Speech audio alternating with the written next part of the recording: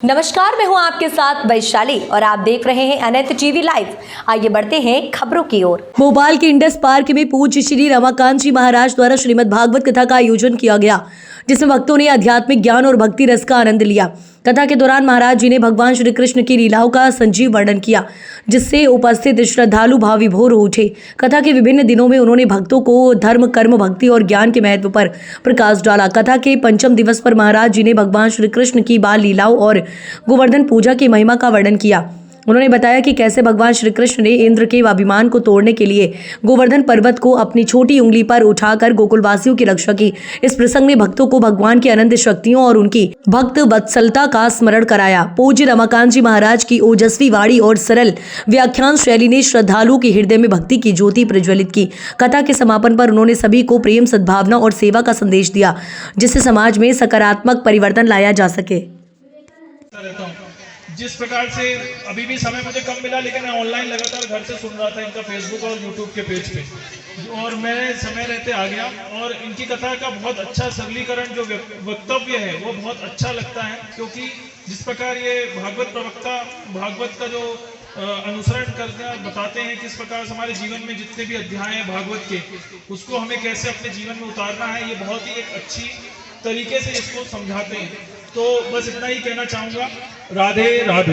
महाराज जी, जो Indus park Kararia farm में जो भागवत कथा आप कर रहे हैं, तो आज पंचम दिवस में आपने क्या क्या वर्णन किया, श्रोताओं ने क्या क्या सुना? देखिए, चल रहे इस भागवत आयोजन में ये सप्तदिवसीय कथा है।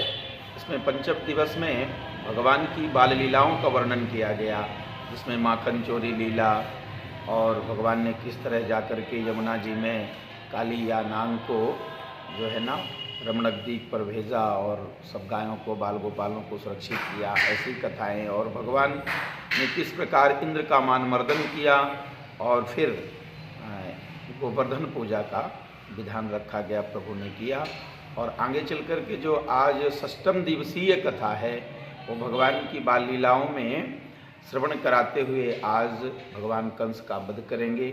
और कंस वध करने के बाद भगवान किस प्रकार जो है ना द्वारिकापुरी का निर्माण करके और भगवान अपना विवाह संपन्न करते हैं, ऐसी लीलाओं का वर्णन आज षष्ठम दिवस में किया जाएगा। जिस प्रकार से भगवान ने गोवर्धन पर्वत को एक उंगली पर उठाया, आज के समाज में आप क्या देखते हैं, मतलब क्या शिक्षा देना चाहते हैं कि भगवान ने एक इतना बड़ा विशाल पर्वत एक छोटी सी अपनी उंगली पर उठाया? आप आज के समाज और आज के युवा को क्या संदेश देना चाहते हैं? युवा तो क्या है, भटका हुआ है। भटका हुआ कैसे है? जैसे आजकल के जो सीरियल देख करके इधर भटका हुआ है। सत्संग में जाए तो ये सब ज्ञान प्राप्त हो कि भगवान ने कैसी लीलाएं करी हैं। भगवान जो कृष्ण की है वो तो लीलाएं देखने योग्य हैं, बाकी जो कार्य अनुकरणीय है वो राम कथा में है, आपको राम जी में मिलेगा। फिर भी हम ये शिक्षा देते हैं कि हम कर्मशील हैं, हमें कर्म करना चाहिए, हम अच्छा कर्म करेंगे तो अच्छा फल मिलेगा। इस प्रकार भगवान ने उसमें तो इंद्र का मान मर्दन करते हुए जो है प्रभु ने गोवर्धन पर्वत उठाया और ग्वाल बालों को सुरक्षित किया है, उसमें ऐसा उसका है।